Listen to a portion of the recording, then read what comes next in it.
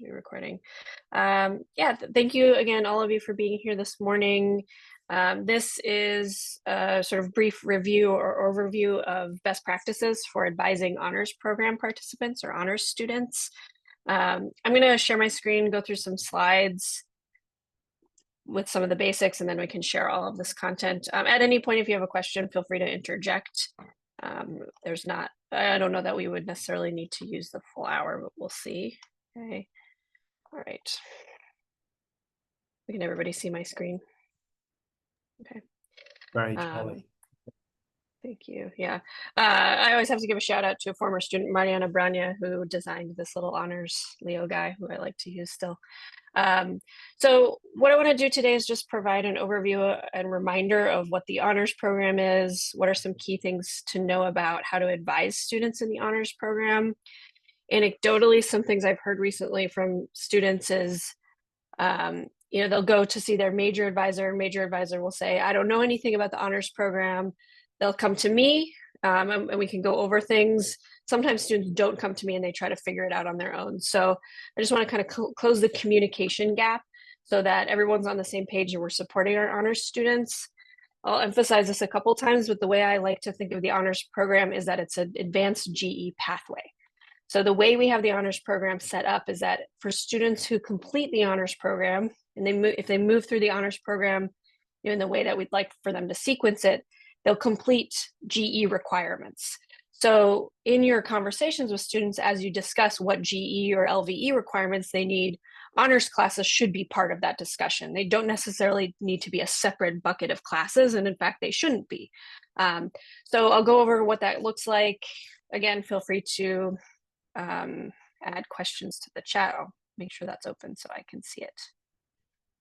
Okay, brief overview. Many of you might know this, so this might be review. What is the honors program? As I mentioned, it's a pathway, an advanced GE pathway. This is some of the spiel I give to students when they're admitted to the honors program, so they know that it's like a big deal. It's a distinguished and complementary pathway for completing GE requirements. So the honors program in some ways serves as a minor in the way that it's kind of an extra set of classes, 30 units for tugs that they have to complete. But most of these units correspond directly with the general education requirements that students have. So as they complete the honors program, they're also checking boxes off of their GE requirements. In our classes in the honors program, we emphasize interdisciplinary approaches. We offer really unique courses.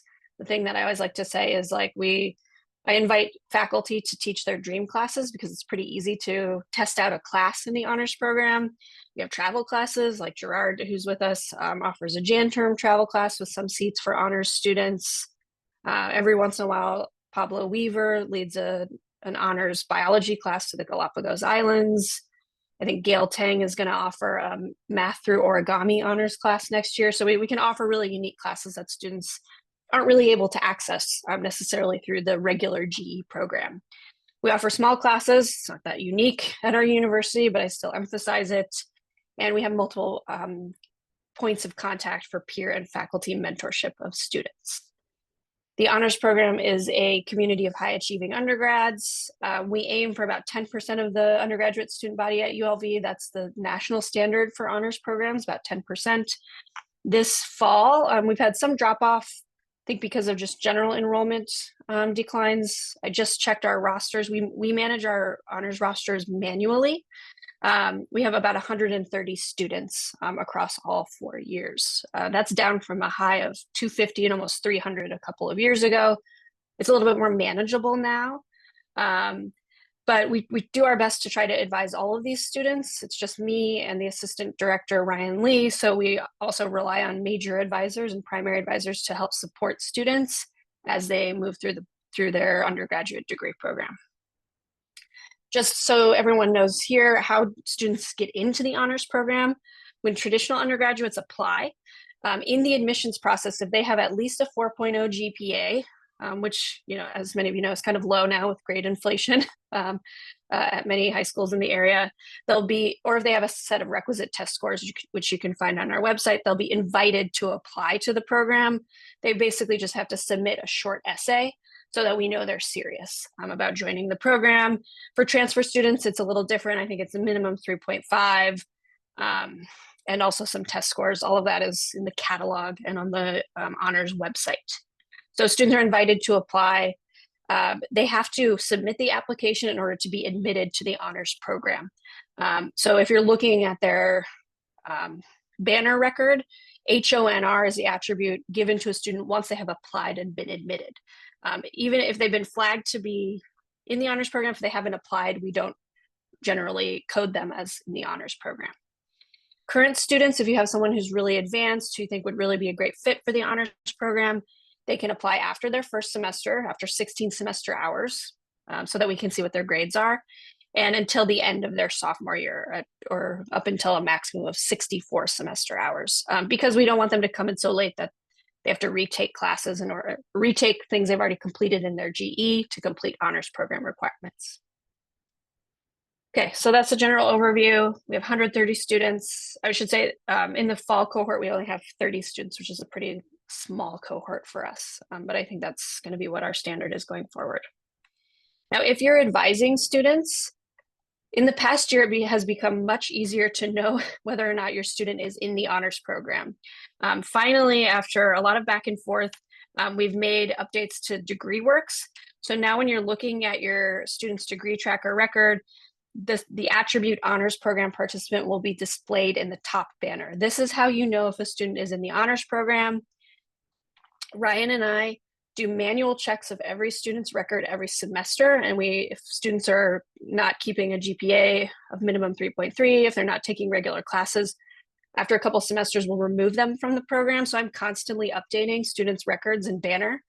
So if you see honors program participant, it's a pretty accurate depiction of whether or not your advisee is in the honors program. This is the best way to know that they are an honors student.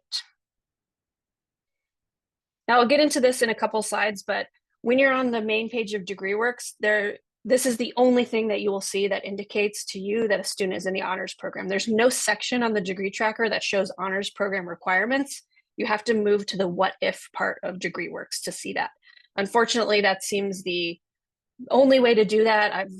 Adam Evans and I have gone back and forth on this. There's not a way to move the honors program requirements to the main page, so it takes a couple of extra steps. I'm going to go over the program requirements on slides, and then I'll show you some degree tracker stuff so you can see how to follow that.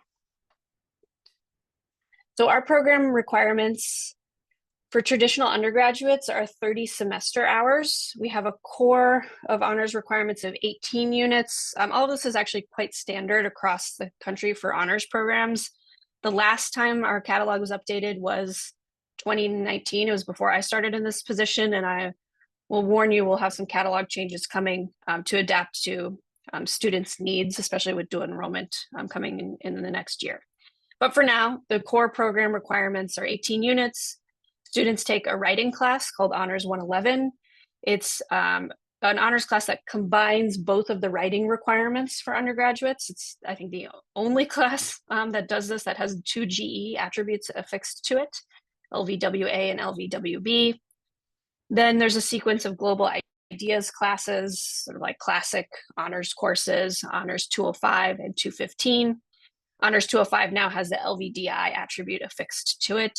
Students can take these in any order. They're not meant to be taken in sequence.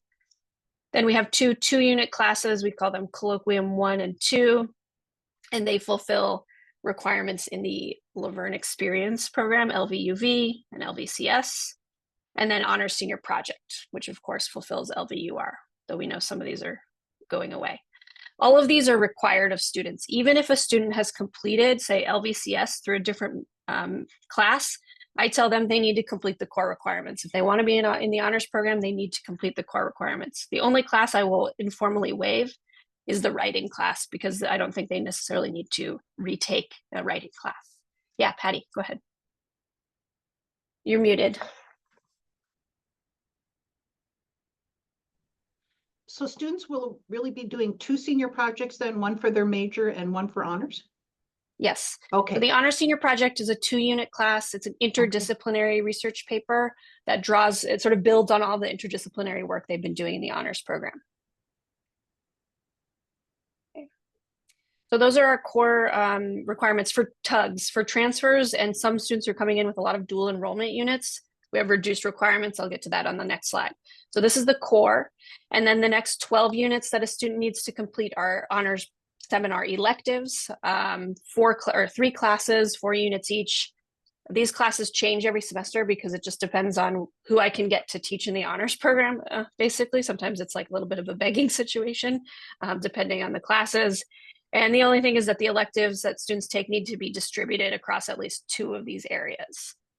Arts and humanities, social behavioral sciences, and natural and mathematical sciences. I'll tell you all as advisors, same thing I tell to my students. In honors, it's really difficult for us to get electives in area C because the faculty in the natural and mathematical sciences are already stretched so thin.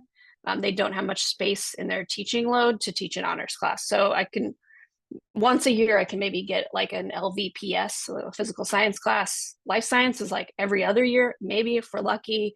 That's just a difficult thing. Students complain about it a lot, and we're trying, but it's difficult to staff those classes. Right. So those are our tug requirements. For transfer students, since we understand that transfer students are coming in with a lot of units already that fulfill the GE, it's fewer requirements. I will say, candidly, we do not have very many transfer students who go forward with the honors program. They might be interested, they apply, and then we talk about requirements and they realize like this is too many extra units. Nonetheless, we do have this set of requirements if they choose to do this. And this ends up just being something that I have to track manually on my own because the degree tracker will not track a transfer student's progress through honors.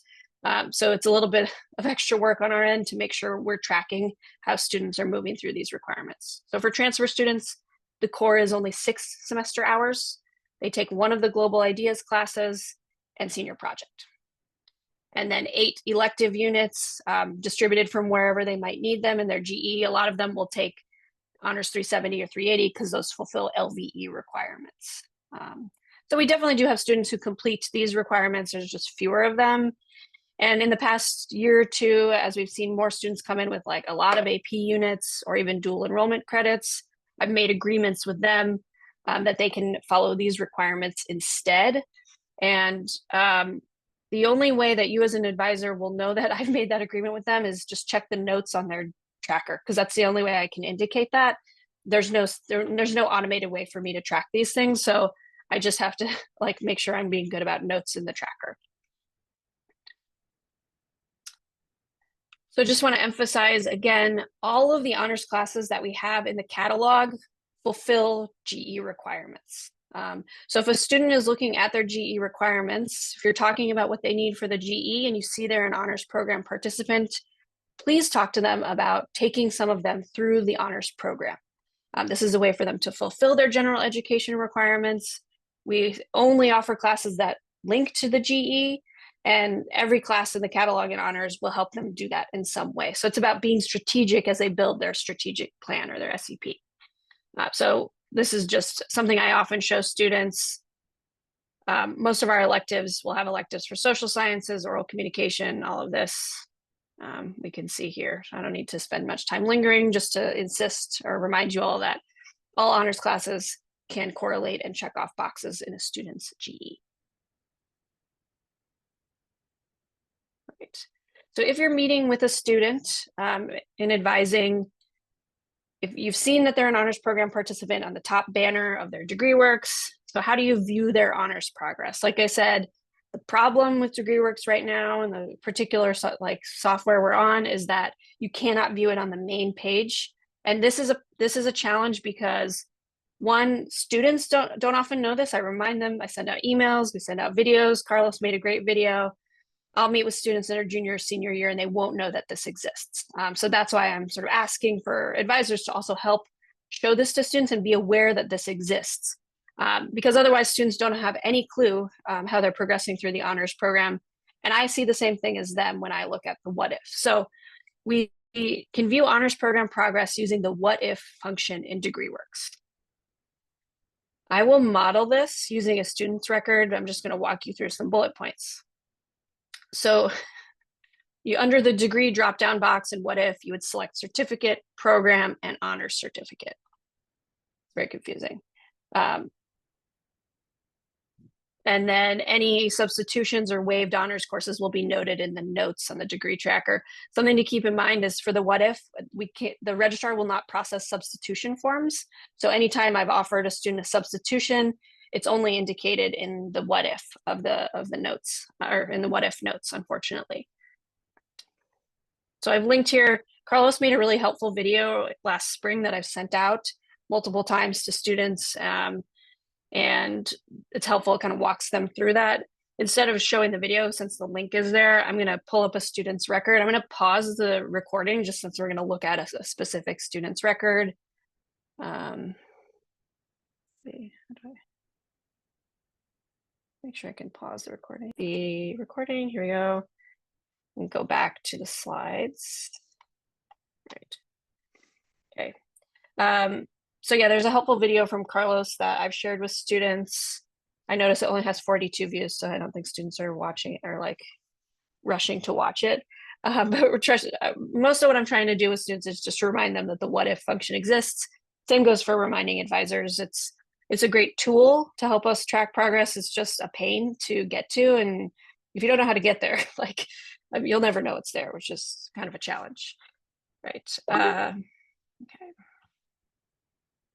So this is a slide that I show to honor students when I give them I try to do group advising as much as I can because advising with 130 students every semester is difficult on top of my own advising load in my major. I tell students they first need to meet with their primary or major advisor. Sometimes they'll come to me at the last minute. They want me to drop the hold. I would tell them, I'm not going to do that. I cannot advise you in psychology. I cannot advise you in bio. Like you need to be talking with your major advisor. In the meeting with the major advisor, I'm asking advisors in this session, please discuss honors requirements. If you see a student as an honors program participant, many of them already know what they need. They're honors students, they're driven, they like understand the requirements. It's just some kind of maybe need a little bit of guidance. But it's important to have that conversation since they can fulfill their GE requirements through the honors program. It's possible that the student who I showed you who completed his GE requirements didn't know that some of those GE classes could have been fulfilled through honors, and that's why he's falling behind in the honors program. So as advisors, as you have discussion about GE requirements with students, please also talk about honors requirements. That could mean pulling up the what if, or if you just Google La Verne honors program, we've updated our website in the last year. You can see the requirements there and walk through some of the things that students need.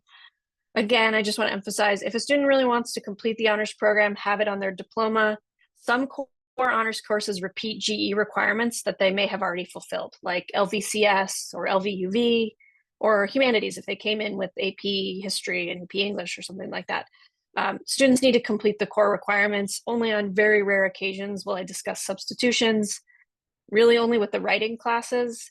And in part, that's just because we have to track substitutions manually. So it makes it kind of difficult to track those things. And we want students to go through an interdisciplinary, honors-based curriculum.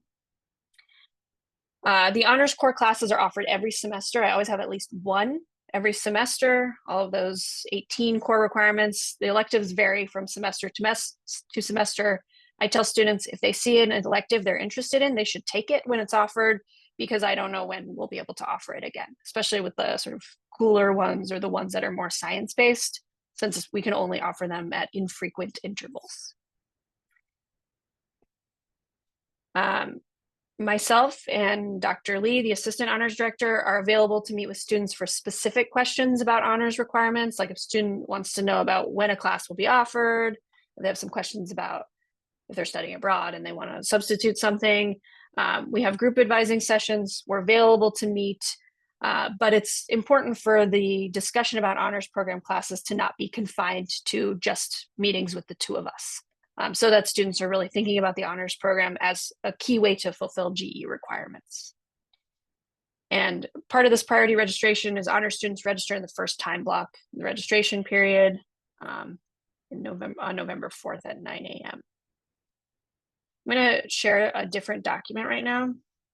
So one thing that I do every semester is I create an internal honors program sheet of classes that will be offered in the next semester. where I note what GE requirement they fulfill, what honors program requirement they fulfill.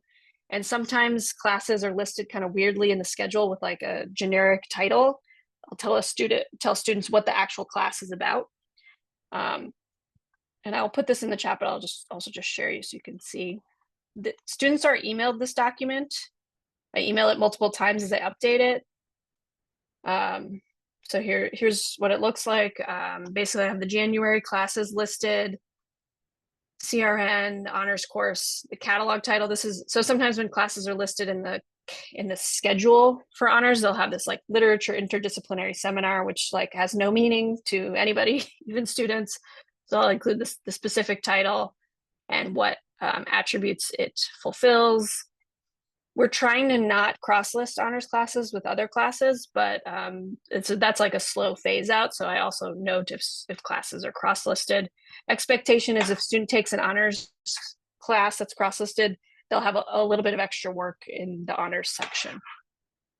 And then I have this divided by elective, or here we go. The second page is the core required classes, noting the attributes, and then divided by the area electives that students need to fulfill. Hopefully this helps students understand what's on offer and what it'll help them fulfill. So I will put this in the chat. You're welcome to use it as you advise honors students. And I do this every semester just so that everybody is kind of understanding what the classes are that are on offer.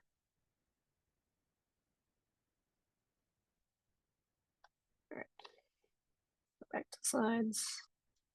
If you're looking for this in the semester and you haven't received it from me, you can always email me and I'll send it out. Just a reminder to students staying in good standing in the honors program so that they don't move into probation or being dropped. We've talked about raising these requirements. There's been some debate among faculty. We haven't moved away from this. Minimum overall GPA of 3.3 and at least one honors course per academic year. But as we saw with the sample student, I think some students, they're able to do this and keep it up without actually completing the requirements. So we check the records each semester. We'll reach out to them. We will only drop a student after 3 semesters of warnings. We'll tell them you're almost on probation. Now you're on probation. Now we're going to drop you so that they have a chance. If they really want to like try to get their GPA up and stay in the honors program, we'll work with them to do that. But the thing that we need to remind students, or that we try to remind students, is staying in good standing is like treading water. It's keeping you afloat. It's not moving you any closer to the finish line. To graduate from the honors program, they have to complete all of the requirements of the program. Unfortunately, every year I have 1 or 2 students who get, to the time where they're preparing for graduation, and they say, well, I've been in good standing this whole time, and we open their what if, and they haven't completed like half of the requirements. And they're upset. They feel they weren't advised correctly, even though we're sending out all of these notices all the time. So in order to help students not end up with that like horrible surprise at the end, good advising at all points is really key. And I also tell them, we've sent out a lot of reminders about these requirements. So that's just to say, good standing does not necessarily equal ready to graduate from the honors program. And another thing just to keep in mind, we have to keep our graduation lists manually. The graduation application for the university does not include any place for a student to indicate that they're in the honors program. Instead, they have to fill out a form for us. I have to manage the graduation list on my own and send it to commencement and the registrar. So if you have an honors student who's preparing to graduate, make sure they're in touch with us. This is just another example of some systems for managing our honors rosters have to be done manually, and they don't necessarily go through the same processes as degree granting programs. Since honors isn't a degree granting program, that's why it lives in the what if, that's why some of this tracking is manual. And then just a last slide here, if you have students who are like, not sure if they want to do the honors program, we do have some perks. The Honor Student Lounge is on the 2nd floor of the Abraham Campus Center, ACC 216. It's a quiet place to study. There's free printing there. I probably need to go check and make sure there's ink in the printer right now. It's midterm week. I'm surprised I haven't heard anything from them. As much as I can, I stock it with snacks. Whenever I'm able to go buy snacks, stock the space. And it's a study space. Students can use it for different meetings. It used to be that we had a classroom for honors program classes. This space in the campus center is not suitable for classroom teaching anymore, but that's the one spot for students to have. They get priority registration, access to unique classes. For travel classes that are in the honors program, we're able to provide $500 per student if they're in good standing, and that's a scholarship that we've set up, so students will basically receive a check from the honors program that helps offset the cost. We have peer mentors who can help advising to this semester. And we're trying to build more community building events, activities, and service so that students have other ways to connect with their peers on campus. And one thing we've been doing is we've been going to Peace and Carrots, the garden over at the Brethren Church, and doing some honors community service events. So this is just one nice photo from that. So honors program is mainly an academic program, but we try to offer some community programming for them. Okay, so that's it. That's the overview. Anybody have any questions that I can answer at this point? I'll stop my share. Allison, thank you. This has been a wonderful, informative presentation. I do have 2 staff members that weren't able to be with us today. Is there any chance we could get the recording from you? Yeah. Thank you. What should we, Carlos, should we post it, or what's the best way to? If you feel good with the video, yes, we can post it as soon as it becomes available for retrieval. Yeah, I can do that quickly. Okay. Yeah, Great, we'll thank post you. it. And then feel free to reach out to me for these. Well, we'll post the slides and documents as well, but feel free to reach out. I can always email these items to you. I'm always happy to help. You know, I'm happy to meet with honor students as much as possible. Sometimes it's not possible to meet with all of them. So anytime you're meeting with them and you have questions, feel free to reach out. I'll post the video on this page. Open your chat and you'll click on the link. It'll be included in the honors section on the bottom right-hand corner of the page where items already exist. So that's where the original video is. I'll post the new materials there. Thank you. Great, thanks, Carlos. And I'm putting in the chat the slides for today also, if you want to download those. Yeah, I'll download that and I can start with that and post that right away. And I'll wait for the video to generate. Takes a bit to do that. Yeah. Okay, thank you. Anybody else? Questions? I had one quick question. So you had mentioned that you can't send over equivalency or substitution forms for them, right? So when I'm meeting with students, we do check the notes so we can confirm what it is. Is that ever updated at any point? The notes? The what if that's never, you just keep track of it so that you can then let them know at graduation time that they're actually done. It never will show done. It will show done. If they've completed all the requirements, all the boxes will be checked in the what if. Right, but if you would use like a substitution course for one of them, we'll never see that. It will always show as a need. Yeah. Okay. Yeah. And so I always make sure I'm very clear writing a note about that so that when the registrar is checking to see if a student has completed, they'll see the note. I'll say student has completed. We've agreed on X substitution taken in X semester. Okay, because I just want, because my students, I always tell them, look at your mind of your tracker. We want no red. If there's red, it's bad. Yeah. Call me. But in this case, Yeah. it would be okay if there's a red. Yeah. Yeah. I would love to be able to have substitutions so we could get it all green for them, but I don't think it's possible in the way that the DegreeWorks is built right now. Wanted to be clear because I know sometimes they get panicky at the end. So yeah, for sure. Thanks. I did catch one PDF in the honor section of that Hi, page Joe. where I shared with you. Oh, this is Patty, Joe. Yeah, you can come over now. Okay, bye-bye. Who was it, Patty? Hey, Patty, who was it? Oh my gosh, I'm so sorry. Oh dear. Okay.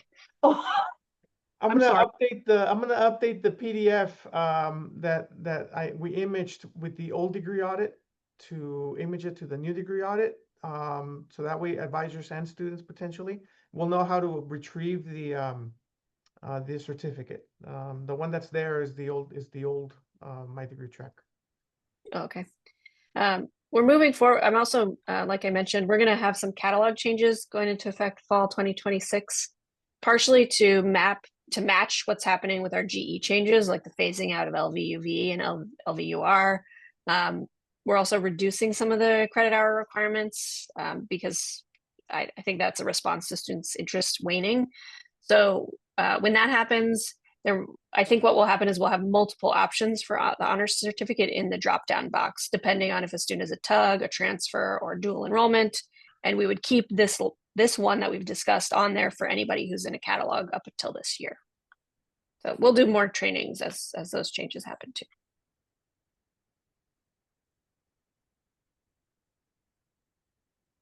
All right. Well, I guess we got done early. That's nice.